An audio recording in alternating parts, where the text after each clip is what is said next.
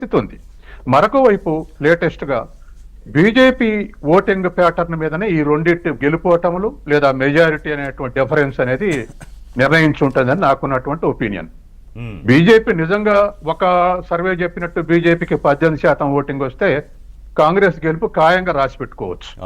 అట్లా కాదు, BJP voting 18 కాదు, 10 కాదు, 7, 6 కు అట్లా సింక్ అయితే ఖచ్చితంగా there is a danger from BRS to Congress.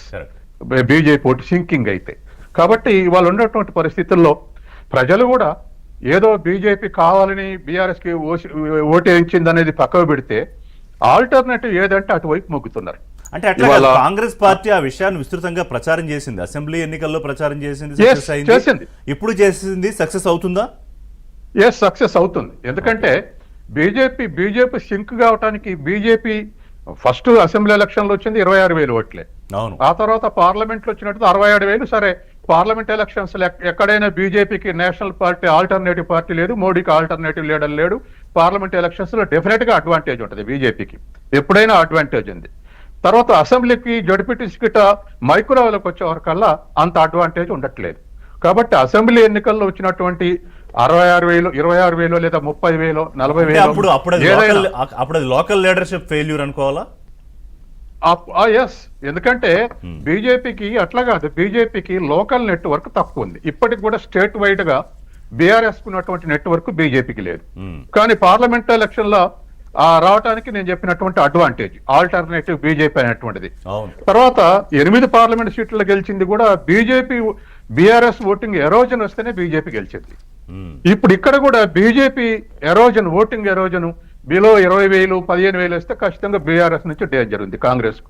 అట్లా కాదు, బీజేపీ ఓట్లు బీజేపీ 30,000, 40,000 స్కోర్ చేసింది అనుకోండి, ఇక అప్సలి కూడా కాంగ్రెస్ గెలుచుద్ది అనేటువంటి అంచనా మనకున్నటువంటిది.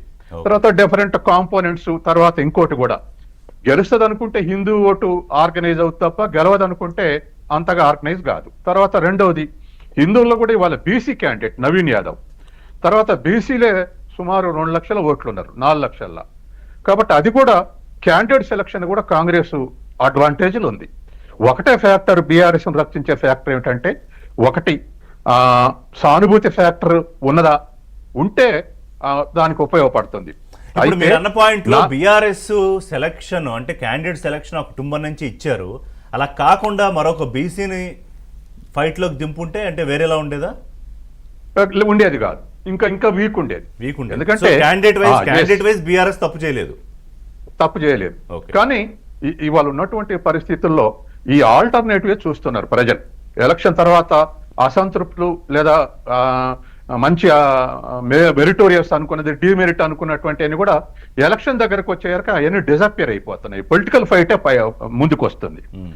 ఇవాళ వరకు తెలంగాణలో ఇంకా కులం మతం డామినెన్స్ కు రాలేదు. ఇవాళ ఇంకా పొలిటికల్ డామినెన్సే ఉంది. కాబట్టి దగ్గరకు వస్తా ఉంటే అవి వెనక పట్టుబడుతున్నాయి, పాలిటిక్స్ ముందుకు వస్తున్నాయి.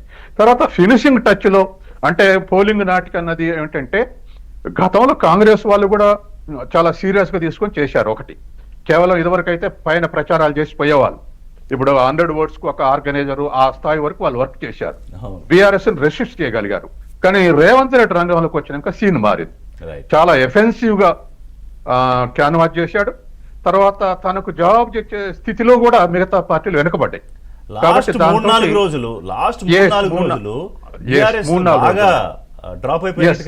ప్రచారంలో దరిదాపు neck to neck fight BRS కు కాంగ్రెస్ కు ఉంటుంది అన్నటువంటిది సర్వేలు 1% నుంచి 5% డిఫరెన్స్ ఉంటుంది.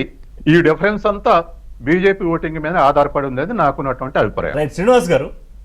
శ్రీనివాస్ గారు, ఇప్పటి వరకు రామ్మోహన్ రెడ్డి గారు చెప్పింది కానీ, సచిన్ గారు చెప్పింది కానీ, నా అబ్జర్వేషన్ కానీ ఏకీపిస్తారు అంటే, ఇవాళ నేను మళ్ళీ చెప్తున్నా, బీఆర్ఎస్ ఏదో అయిపోయింది లేకపోతే కాంగ్రెస్ గెలిచేసింది అని చెప్పట్లేదు. ఎందుకంటే కౌంటింగ్ ప్రారంభం అయ్యి ట్రెండ్ తెలిసి కౌంటింగ్ పూర్తయ్యాకనే మనం ఫలితం చెప్తాం. కానీ 3 ఆఫ్ ది జూబ్లీ హిల్స్ అలాగే ఎగ్జిట్ పోల్ ఆధారంగా ఇప్పటివరకు మనం మాట్లాడుకుంటూ ఈ అంచనాలు అంటే రేవంత్ రెడ్డి గారు ముఖ్యమంత్రి హోదాలో బయటకు వచ్చి రోడ్ షోలు